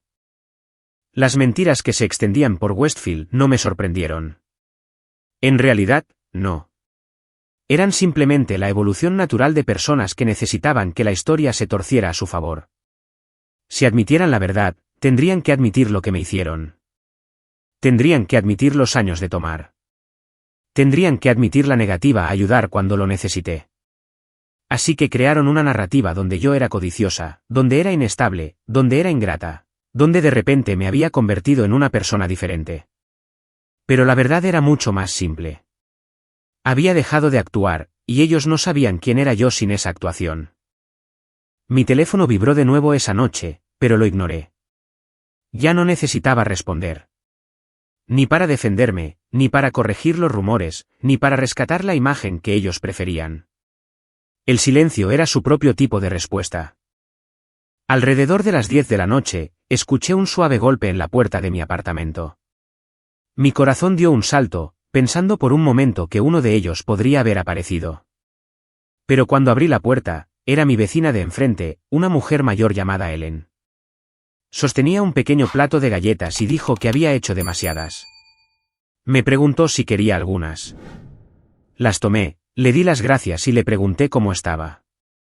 Sonrió y dijo que había oído un poco sobre la situación de mi familia, pero que esperaba que me estuviera cuidando. Dijo, a veces, las personas que se benefician de ti siempre reclamarán la versión más ruidosa de la verdad. Dijo, lo único que importa es quién eres cuando nadie está mirando. Después de que se fue, me senté en el sofá con el plato a mi lado. El apartamento se sentía suave y cálido. Mi cuerpo se sentía cansado de una manera que comenzaba a ser familiar, como si me estuviera desprendiendo de algo pesado sin saber cuánto tiempo había estado adherido a mí. Me di cuenta entonces de que no necesitaba explicarme. Ni a las personas que repetían las mentiras. Ni a los que estaban dispuestos a creerlas sin cuestionar. Ni siquiera a los que pretendían estar preocupados. La historia que estaban difundiendo no era mi responsabilidad corregirla. La verdad saldría a la luz por sí sola. Quizás lentamente, quizás dolorosamente, pero inevitablemente. Me recliné en los cojines y miré al techo, dejando que la habitación se asentara a mi alrededor. Las mentiras habían salido de la casa. Estaban caminando por la ciudad, pero no estaban caminando a través de mí. Ya no, y en algún lugar profundo bajo el ruido, una nueva certeza comenzó a arraigarse. No necesitaba defender mi historia. Solo necesitaba seguir viviéndola. Esa silenciosa verdad me acompañó durante la siguiente semana, incluso mientras las ondas de la congelación seguían extendiéndose hacia afuera, lentas y constantes, tocando lugares que no había esperado. El karma no llega en un trueno dramático. Llega en papeleo, transacciones rechazadas y el colapso de promesas que la gente pensaba que nunca serían puestas a prueba. La primera señal real llegó 3 días después de Navidad. Estaba reabasteciendo un estante de velas de invierno en The Willow Fen cuando mi teléfono vibró con una notificación de correo electrónico. Miré la pantalla y vi un nombre que no reconocí al principio, Calvin Rowe. Tardé un momento en darme cuenta. Era el abogado local en Westfield que manejaba pequeñas reclamaciones, disputas de propiedad y la ocasional mediación familiar. Recordaba haber visto su nombre en letreros por la ciudad cuando era pequeña. Mi estómago se apretó mientras abría el correo electrónico. Era corto, escrito en un lenguaje cuidadoso y neutral. Decía que había sido contactado por alguien que representaba a un miembro de la familia sobre lo que ellos creían, que era un malentendido que involucraba cuentas compartidas y acceso a fondos. Me preguntaba si estaría disponible para una conversación para aclarar la situación. Decía que estaba seguro de que había una explicación simple. Leí el correo electrónico 2 veces. Luego dejé mi teléfono lentamente sobre el mostrador. Calvin no era una amenaza, pero su participación significaba algo. Significaba que la historia que mi familia había tejido había llegado a un punto en el que buscaban validación. Alguien lo había convencido de que había tomado algo que no me pertenecía, o que había congelado algo sin su permiso, o que había puesto en peligro su estabilidad. Alguien había intentado convertir las consecuencias de sus propias acciones en una cuestión legal. Me quedé allí un largo momento, el suave aroma de las velas de canela flotando a mi alrededor. No sentí miedo ni ira, solo una silenciosa confirmación de lo que ya sabía. Estaban desesperados por recuperar el control de la narrativa, lo suficientemente desesperados como para involucrar a un abogado, lo suficientemente desesperados como para fingir que el dinero que me habían quitado durante años era de alguna manera suyo por derecho. Le respondí cortésmente, agradeciéndole por contactarme y le expliqué la verdad claramente. La cuenta era solo mía. Sin copropietarios, sin acceso compartido, sin malentendidos, y la decisión de congelarla fue una elección financiera personal. Le dije que no había nada que discutir. Respondió 1 hora más tarde, disculpándose por la intrusión y deseándome lo mejor. El hilo legal se rompió limpiamente, pero las consecuencias continuaron extendiéndose. 2 días después, en una mañana fría y gris, me enteré a través de un conocido mutuo que Rowan había perdido su apartamento después de atrasarse en el alquiler. Había confiado en la silenciosa suposición de que yo intervendría de nuevo. Le había dicho a la gente que no estaba preocupado. Dijo que tenía apoyo. Cuando ese apoyo desapareció, la realidad lo golpeó con una fuerza para la que nunca se había preparado. El propietario cerró la puerta de su unidad y puso sus pertenencias en un almacén. Se mudó temporalmente con un amigo en el lado este de Westfield. No sentí ninguna satisfacción cuando lo escuché, solo un dolor sordo. Rowan había pasado años viviendo en un mundo donde sus consecuencias caían sobre mí. Perder esa red de seguridad debió sentirse como una caída libre. Pero no corría a ayudar. El instinto que una vez me guió con tanta facilidad se había silenciado. Dejé que la verdad se asentara. Era un adulto. Era capaz de resolver sus propios problemas. Y si no lo era, era porque había elegido no aprender a hacerlo. El desmoronamiento de Betsy fue más silencioso. Había mencionado durante meses que su esposo estaba en camino de un ascenso. Esa fue la historia que usó el día que me pidió dinero en esa cafetería años antes. Pero ahora me enteré por alguien que conocía a alguien que trabajaba en la empresa de su esposo que el ascenso nunca había estado garantizado. Y después de que sus hábitos de gasto los alcanzaran, la deuda que habían ocultado durante años finalmente salió a la superficie. El rechazo de su tarjeta en la noche de Navidad había sido la primera pista.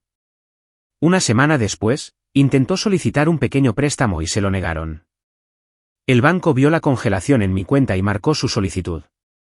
No fue mi culpa, pero ella me culpó de todos modos. Me envió un largo mensaje lleno de acusaciones, afirmando que había sabotajeado su vida, que había puesto a su familia en peligro, que la había abandonado cuando ella solo había querido lo mejor para mí. Escribió que me había vuelto irreconocible. No respondí. Responder solo habría alimentado la historia que ella intentaba mantener viva. Las consecuencias de papá llegaron al final, pero llegaron con el peso de alguien que había construido toda su identidad en el control. Durante años, había usado mi apoyo como un amortiguador para sus malas decisiones comerciales. Los trabajos de construcción que aceptaba eran inconsistentes. Su flujo de caja siempre había sido ajustado, pero la congelación cortó el parche del que había dependido. Una semana después de Navidad, uno de sus proveedores se negó a continuar el trabajo hasta que pagara una factura vencida. Otro retuvo materiales. Papá nunca había sido bueno en la humildad. Pedir prórrogas no era algo que hiciera con gracia. Una noche, mientras cerraba la boutique, escuché una conversación afuera. Dos mujeres pasaban, abrigadas con pesados abrigos, sosteniendo tazas de café. Mencionaron a mi padre por su nombre y dijeron que su negocio estaba en problemas de nuevo. Una de ellas dijo que había estado contando con un dinero que no llegó. La otra dijo que había oído que su propia hija le había dado la espalda, dejándolo a su suerte. Siguieron caminando sin darse cuenta de que yo estaba de pie justo dentro de la ventana. Cerré la puerta y dejé que el pestillo hiciera un suave clic. No sentí ira. No sentí la necesidad de corregirlas. Simplemente sentí distancia, el tipo de distancia que se forma cuando finalmente entiendes una verdad que habías estado evitando, que mi familia había construido sus vidas alrededor de la suposición de que yo siempre aparecería. Y cuando dejé de hacerlo, la estructura que construyeron a mi alrededor se agrietó. Mientras tanto, The Willow Fen se acomodó silenciosamente en su propio ritmo. Después del ajetreo de las fiestas, hubo un flujo lento y constante de clientes habituales. La gente entraba buscando artículos de confort, pequeños regalos y aromas cálidos para sus hogares. Nora asumió más responsabilidades, gestionando las hojas de cálculo del inventario y charlando fácilmente con los visitantes mientras yo organizaba los envíos. Había una calma en la tienda que nunca había encontrado en ningún otro lugar, un anclaje, un recordatorio de que había construido algo real a partir de las piezas de mí misma que había mantenido protegidas. Una tarde, mientras arreglaba una nueva exhibición de cuencos de cerámica de un artista local, me sorprendí sonriendo. Una sonrisa simple, genuina, del tipo que llega cuando te das cuenta de que tu mundo no se ha derrumbado después de todo. Solo había cambiado. Y el cambio había hecho espacio para algo mejor. Más tarde esa semana, recibí una carta por correo. Era de Calvin, el abogado. Se disculpó de nuevo por la confusión y me aseguró que había aclarado el asunto con el miembro de la familia que lo había contactado. Escribió que esperaba que el nuevo año me trajera paz. Doblé la carta cuidadosamente y la guardé en un cajón. No porque necesitara guardarla, sino porque representaba algo importante. La prueba de que la verdad no necesitaba defensa. Solo necesitaba tiempo. Los días que siguieron fueron tranquilos. Mi teléfono todavía vibraba ocasionalmente con mensajes de mi familia, pero la frecuencia disminuyó. El tono también cambió. La ira se suavizó en culpa, luego en silencio. Los esfuerzos de difamación continuaron alrededor de Westfield, pero perdieron su intensidad. La gente siguió adelante. Los susurros se desvanecieron. Nuevos chismes tomaron su lugar. Y en algún lugar de ese tranquilo tramo de invierno, una comprensión se asentó en mí con una especie de certeza amable. No necesitaba reclamar el dinero que había dado. No necesitaba disculpas.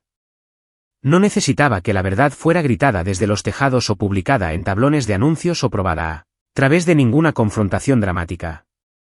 Lo único que necesitaba era dejar de rescatar a personas que habían construido sus vidas alrededor de usarme. La libertad no siempre era ruidosa. A veces llegaba en silencio.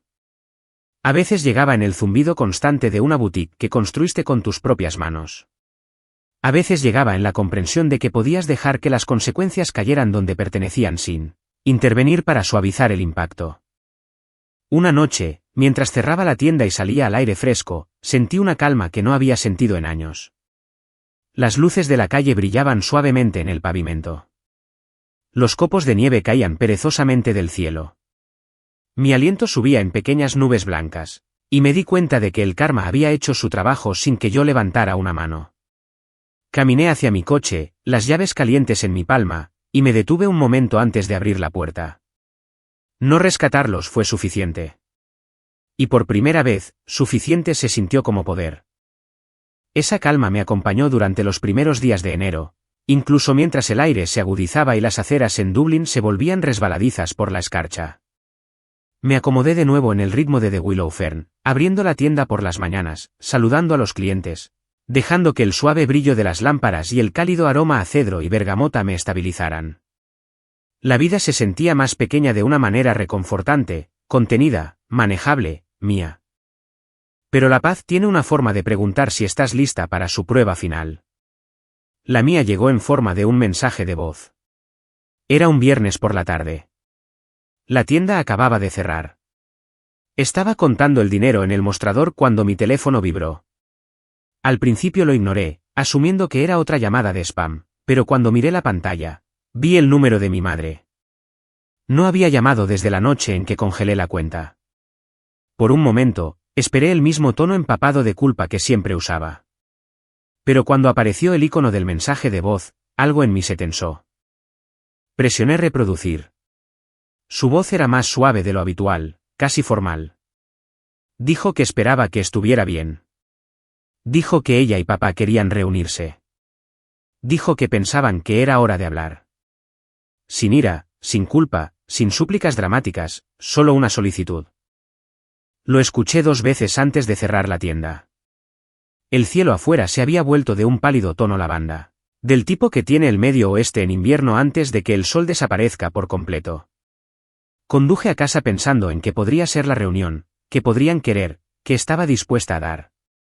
A la mañana siguiente, supe que iría, no por obligación, no para arreglar nada, sino porque el cierre requiere un punto final, no un desvanecimiento, y estaba lista para dejar la última piedra que había estado cargando.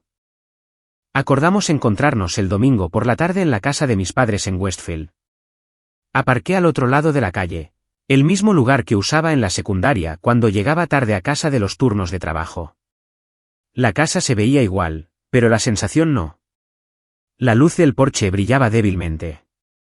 Una tira de luces de Navidad todavía colgaba a lo largo de la barandilla, aunque la mitad se había apagado. Caminé hacia la puerta y llamé suavemente. Mi madre abrió casi de inmediato. Parecía más pequeña de alguna manera. Tenía los hombros encogidos. Sus ojos estaban rodeados de agotamiento. Pero cuando sonrió, la sonrisa no llegó a sus ojos. Se hizo a un lado, dejándome entrar. La sala de estar estaba ordenada, casi escenificada. Los cojines del sofá estaban arreglados pulcramente. La mesa de café despejada, Papá estaba sentado en su sillón reclinable, con las manos entrelazadas con fuerza, la mandíbula apretada en una línea tensa. Asintió una vez cuando entré, un gesto que intentaba ser civilizado pero que resultó algo más frío. Me senté en el extremo lejano del sofá. Sin abrazos, sin charla trivial, sin preguntas sobre mi tienda o mi vida. Se sentaron frente a mí como si fuéramos 3 personas que se habían reunido para una discusión de negocios, no una familia. Mamá cruzó las manos en su regazo. Tomó aire y comenzó. Sabemos que las cosas han estado tensas, dijo suavemente. Y queremos entender qué está pasando contigo. Sostuve su mirada. No había confusión en su voz, ni un verdadero deseo de entender. Quería una apertura, un lugar para insertar la versión de la historia que los mantenía sin culpa. Le dije que ya se lo había explicado. Necesitaba mi dinero. Lo había pedido cortésmente. Se negaron, así que tomé una decisión basada en eso. David se movió en su silla, el cuero crujiendo bajo él. Nos tomaste por sorpresa, dijo. Su voz era plana, como si hubiera ensayado esta línea. Congelaste todo sin avisar. ¿Tienes idea de lo que eso nos hizo? Lo miré a los ojos. Sí. Y también sé que tuviste años de advertencia cada vez que elegiste pedir prestado sin devolver nada. Su mandíbula se tensó. Esto no es propio de ti, dijo. Estás actuando por ira, por orgullo. Esta tienda tuya te ha cambiado. No me inmuté. La tienda no me cambió. Reveló quién era yo cuando no estaba regalando todo. Se inclinó hacia adelante, con los codos en las rodillas. Esa cuenta era nuestra red de seguridad. Dependíamos de ella. Exhalé lentamente. Las palabras eran verdades simples. No era vuestra red. Era mía. Mamá extendió la mano como para tocar la mía, luego la retiró como si lo pensara mejor. Sus ojos se llenaron de lágrimas que parecían fingidas. Pero quizás eran reales, nunca pude saberlo. Cariño, no queríamos que llegara a esto. Pero necesitamos ayuda. Ayuda de verdad. Las cosas han empeorado desde las fiestas. Tu padre está atrasado en los pagos del negocio. Rowan está luchando. Y la situación de Betsy es complicada. Esperé. Sabía que la verdadera solicitud estaba por llegar. La voz de mamá tembló. Si pudieras levantar la congelación, aunque solo sea temporalmente, podríamos arreglarlo todo. Podríamos empezar de nuevo. Podríamos reconstruir nuestra relación. Ahí estaba. No reconciliación, no reflexión. Dinero. Siempre dinero. Crucé las manos en mi regazo, imitando su postura. Luego dije la frase más clara que había pronunciado desde la noche de la cena de Navidad. No voy a descongelar la cuenta. El silencio cayó sobre la habitación, pesado, inmediato. El rostro de mi padre se endureció. La respiración de mi madre se entrecortó. Papá habló primero. Su voz se volvió aguda, con un filo frío. ¿Dejarías que tu propia familia se ahogara antes que devolver lo que nunca estuvo destinado a ser solo tuyo? Fue una frase asombrosa. No porque fuera cruel, sino porque él lo creía. Realmente lo creía. Me levanté lentamente. Mis piernas se sentían firmes bajo mí. He terminado de ser vuestra solución, dije. He terminado de ser vuestro recurso. He terminado de dar mientras vosotros tomáis y reescribís la historia a vuestro favor. Pedí ayuda una vez. Una vez en toda mi vida, y me castigasteis por ello. Mamá también se levantó, con las manos temblando. No te estamos castigando. Estamos pidiendo ayuda como familia. Las familias se ayudan mutuamente. La miré, realmente la miré por primera vez. Comprendí que su definición de familia nunca había incluido límites, solo sacrificio, y yo había sido el sacrificio designado durante años. No, dije suavemente. Las familias se ayudan mutuamente. Pero yo era la única que ayudaba. Papá se levantó a continuación, con los hombros cuadrados. Si sales por esa puerta, estás eligiendo el dinero por encima de la familia. Sentí que algo dentro de mí se quedaba quieto, Una claridad más aguda que la ira, más limpia que el dolor. No, dije. Me estoy eligiendo a mí misma. Soltó una risa amarga. Entonces no eres hija mía. Las palabras quedaron suspendidas en el aire, pesadas y familiares, no porque las hubiera oído antes, sino porque las había sentido mucho antes de que fueran pronunciadas. Él había amado la versión de mí que no requería nada, no la persona en la que me había convertido.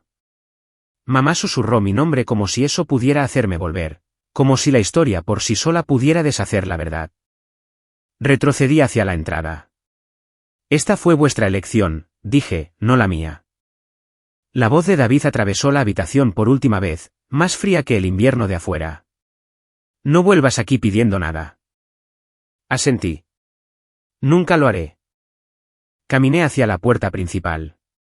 Mi abrigo se sentía más pesado sobre mis hombros mientras me lo ponía. Mi madre volvió a llamar, con la voz quebrada. Hice una pausa por un momento, con la mano en el pomo de la puerta, esperando a ver si habría una disculpa. Un momento de claridad, un cambio en el tono, cualquier cosa. Pero el único sonido fue la respiración enojada de mi padre detrás de ella. Abrí la puerta. El aire frío entró de golpe, rozando mi rostro, agudo y honesto. Salí y la cerré suavemente detrás de mí. El porche crujió bajo mis pies. Los copos de nieve caían, suaves y silenciosos. Caminé por la entrada de coches, sintiendo el peso de sus últimas palabras asentarse en algún lugar dentro de mí. No como una herida, sino como una verdad que ya había aceptado. Esa fue la última vez que me llamaron hija. Y al volver a mi coche, supe que nunca volvería a responder a esa palabra en sus voces.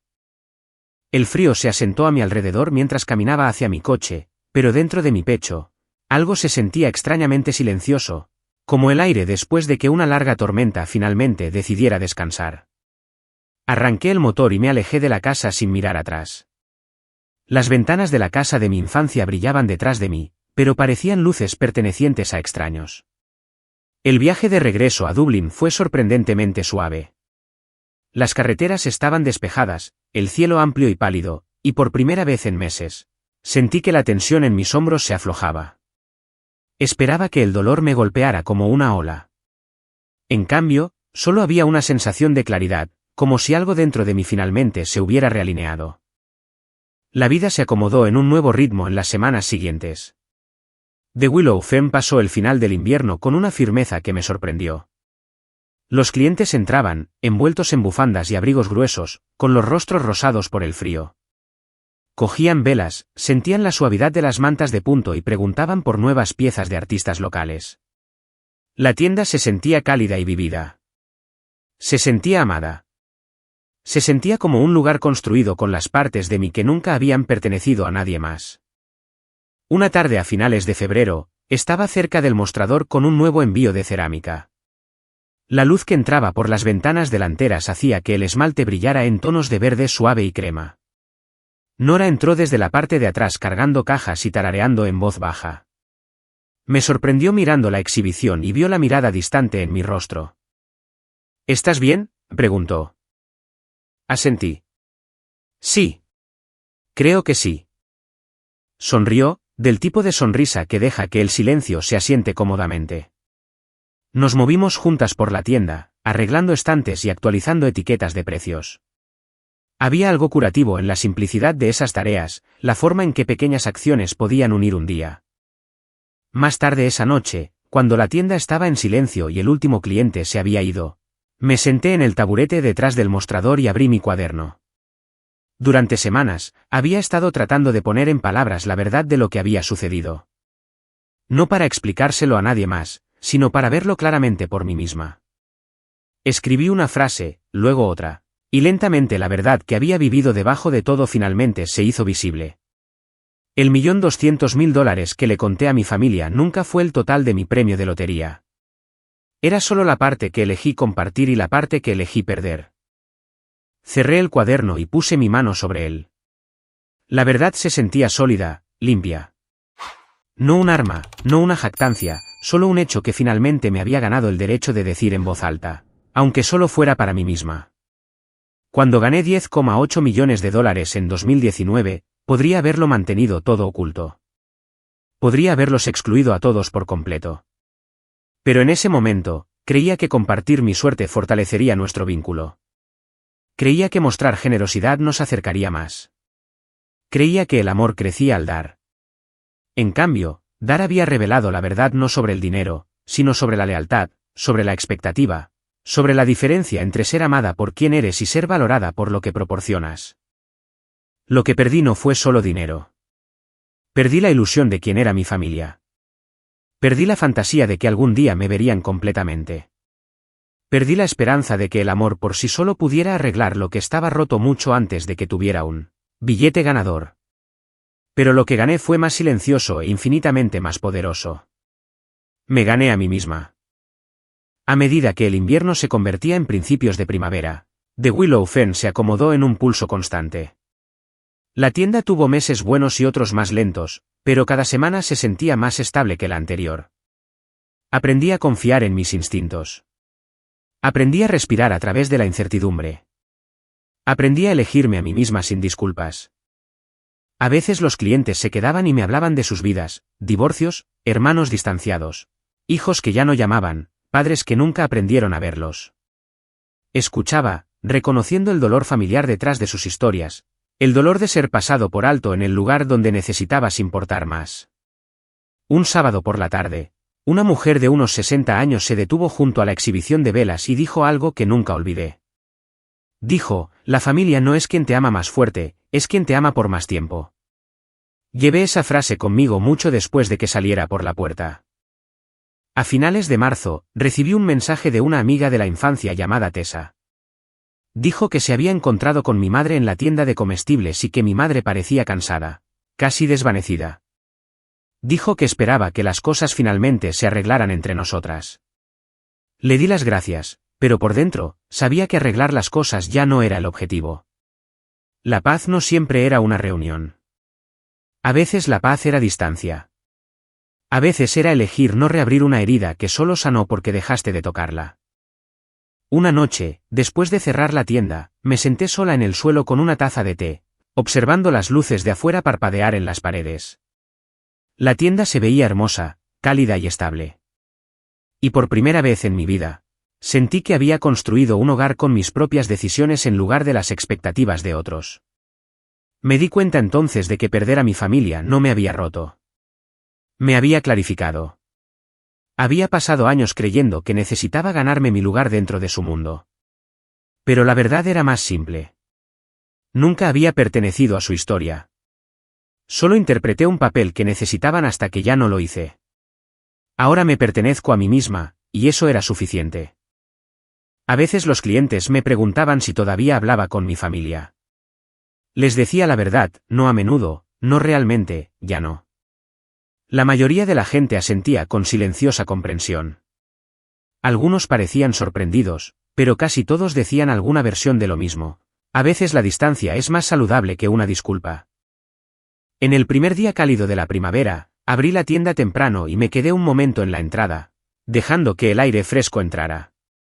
El sol se sentía suave en mi rostro. Los árboles a lo largo de la calle apenas comenzaban a brotar. La vida seguía adelante, como siempre lo hace.